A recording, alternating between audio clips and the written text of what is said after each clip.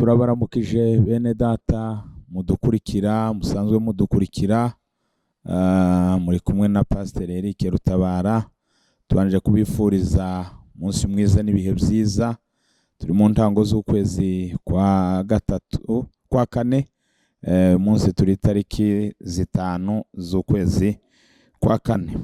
Rero ndifuza ko dusangira ijambo dusanga mu gitabo cy'umuhanuzi Yesaya ibice 54 umurongo wa 2 n'uwa 3. Yesaya 54 ibice hanyuma umurongo wa 2 n'uwa 3. Haravuga ngo tazanura ikibanza c'ihema ryawe nibagura amahema yahuba, ntugarukire hafi, wungure imigozi yaryo, ushimangire imambo zaryo, kuko uzogasara uje iburyo n'ibumoso, kandi urubyaro rwawe ruzoganza amahanga. Ruzotuma ibisagara byabaye imisaka bisubira kugererwa. Amen. Bene data, n'iri jambo nshaka ko tuganira gatoya. Hano havuze ngo agura ikibanza c'ihema ryawe, tazanura ihema ryawe, tazanura huba, agura. Nta kindi Imana idusaba cyangwa icyo nkwifuriza ni ukugira ngo wagure ihema ryawe, wagure ikibanza cyawe. Wombarira ati simbe ndabyagura gute? Rino jambo rishaka kutubwira yuko mu kwagura bihera mu byiyumviro byacu. Ko hariho abantu usanga turasenga Imana, turizeye Imana, ariko ugasanga mu byiyumviro byacu ntitwagutse. Ihema ryacu ugasanga ibitekerezo byacu ugasanga ni bigufi. Ariko ndakwifuriza ngo ku kwezi kwa kane wagura ihema ryawe. Haleluya. Uryagure mu buryo bw'impwemu, uryagure mu buryo bundi bw'umubiri, uryagure mu buryo bwa finance, uryagura mu bitekerezo byawe, mu byiyumviro byawe. Kandi ibyo byiyumviro byawe bijana no kuvuga.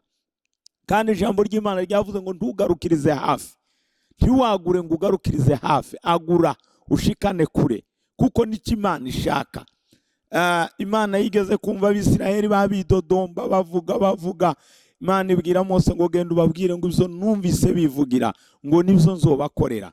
Shaka kukubwira iki, Imana ntabwo izogukorera ibirenze imitekerereze yawe, ibirenze ibyiyumviro byaho bishika, kuko turizera Imana, ariko bijanye kandi dukwiriye kwagura n'ibyiyumviro byacu. Haleluya. Tukagura ibyiyumviro byacu bikaja kure.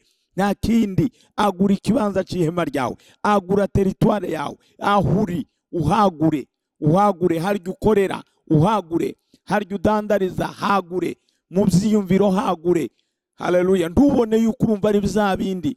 Harya usengera agura mu buryo bw'impwemu, ntiwumve yuko uguma muri kurujya rugezo. Tera intambwe. Haleluya. Tera intambwe mwene data, ngo wagure, ngo bakwege impamvu, ngo kandi ndibagarukirize hafi, ngo kuko uzogasaruja iburyo n'ibumoso. Ni ukuvuga Imana ishaka yuko twaguka. Imana mu byiyumviro byayo no mu mugambi wayo ishaka kwagura umuntu, kandi uko twaguka bivana natwe, bivana n'intambwe zacu, bivana n'urugezo tugenda duteraho twiyumvira Imana.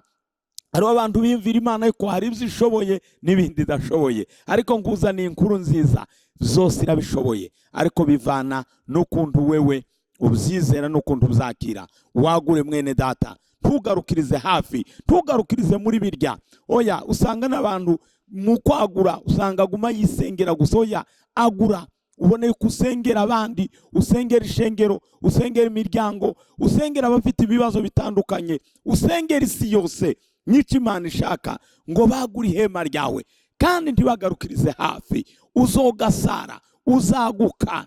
Ntabwo uzoguma uri hahandi, ntuzoguma kuri rwa rugezo. Haba mu buryo bw'impwemu, tekereza ibiri kure, tekereza gukoreshwa ibiri hejuru, kuko ntabwo Imana izogukoresha ibirenze imitekerereze yawe, kuko aho ushika gutekereza n'Imana n'ibizizogukorera izoshingira kuri urya rugezo ugezeho. Nico gituma n'ibintu byo kwizera Imana idukorera bitewe n'ukwizera kwacu aho kugera.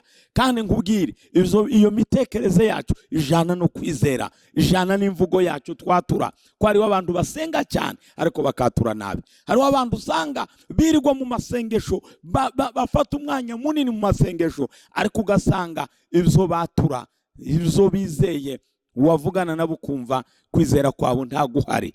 Bene data, ndakwifuriza ibihe byiza byo kwaguka. Wagura ikibanza cyawe, wagure harya ukorera, wagure mu buryo bwose, navuze mu madomene yose wagure. Imana ibaha umugisha. Nicyo nkwifuriza. Uku kwezi kwa kane n'ukwezi ko kwagura ihema ryawe, by'ukuri uryagure. Kandi nuryagura, ndazi ko kuno kwezi kuzohera ufite intaye. Nuhindura imitekerereze yawe, nuhindura imvugo zawe, nuhindura uko watura, birahinduka. Kuko Imana yacu ikorana n'abizera. Ntabwo Imana, hariho abantu bayisanga Imana ikavuga ngo genda ngo bikubere nguko wizeye. Kubera iki? Kubera ko atavuga ati ngaho kira, genda bikubere nguko wizeye. Nuko Imana ibishaka yuko twagura n'icyo Imana idushakaho. Bene data, agura ikibanza cy'ihema ryawe. Yesu abagirire neza, Yesu abiteho.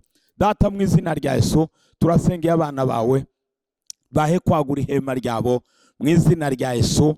Abari mu maganya, abari mu gukekeranya, abari mu ntege nke, ababona yuko bidakunda yuko bokwagura cyangwa ngo bagukirwe, mu izina rya Yesu bahindurire Mwami.